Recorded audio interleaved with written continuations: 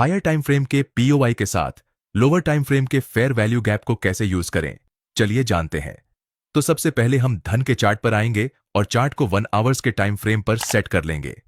अब हमें यहां उन एरियाज को आइडेंटिफाई करना है जहां से मार्केट ने एक स्ट्रांग मूव दिया था, और उस मूव के पहले जो लास्ट ऑपोजिट कलर की कैंडल है यानी ऑर्डर ब्लॉक को हम as a point of interest mark करेंगे।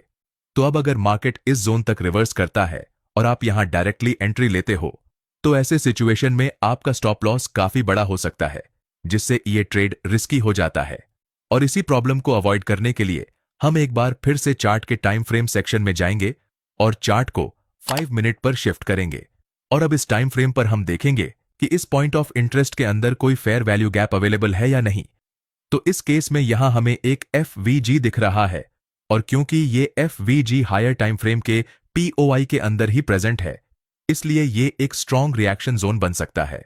और अब अगर प्राइस इस जोन में आता है और यहां से रिजेक्शन मिलता है, तो हम इस एरिया से एक शॉर्ट ट्रेड प्लान कर सकते हैं, इस फेयर वैल्यू गैप के थोड़ा ऊपर अपना स्टॉप लॉस रखकर।